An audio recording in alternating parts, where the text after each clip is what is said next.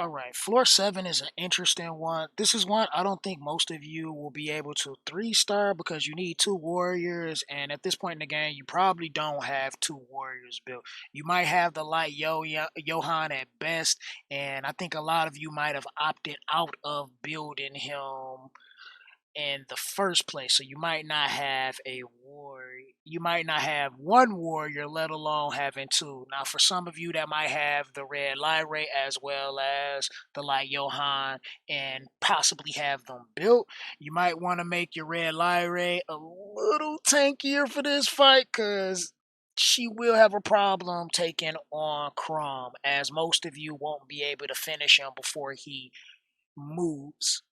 Now, also, he doesn't have any special passive that you have to worry about other than him taking reduced damage from fire element. The best thing is for most of you that aren't pretty progressed is to just try to keep everyone alive, which I failed to do in this video.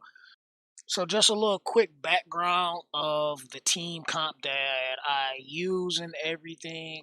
This is my KR alternate account, which is a free-to-play account. It's about 2.5 months before global, but I'll talk about that in another video. So this account is a little more progressed. Now the team I kind of recommend to bring in, you just assume that our Blue Lumi is our secondary warrior, which she kind of is. I mean, she's the main warrior for my team comp, but she's kind of like the secondary warrior.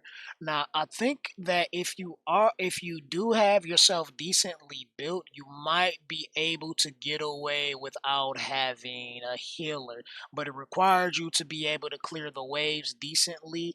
Now, don't quote me on this. You might have to bring a healer, which means that your Olivia or one of your warriors have to be built on a really good damage build. You're going to need somebody to do AoE.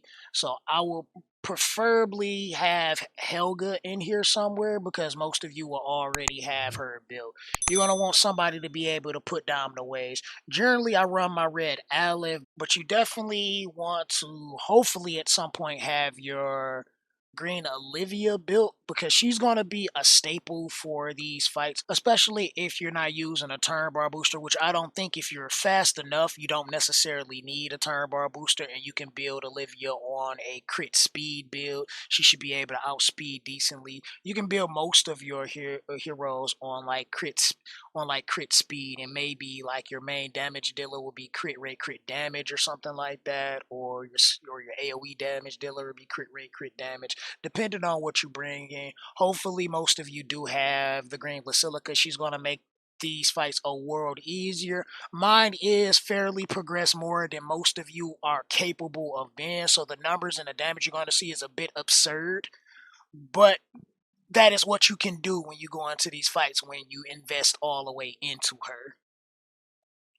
So if you think you need the blue Krom just so you can outspeed, that is great, but he's unnecessary. He really takes up a position of more utility that you can have in your team. So you don't necessarily need a turn bar booster unless you're spending money and you have Arslan. Then, I mean, of course, bring him into like every fight. So other than that, that's pretty much what you need. If you can't do it without a healer, then by all means do bring in uh, a healer, preferably the blue Nessa, just in case somebody dies. But if you can manage keep everybody alive, Charlotte should be good enough. But you want to spend more time spamming your damage burst or utility burst over trying to use a burst for heal.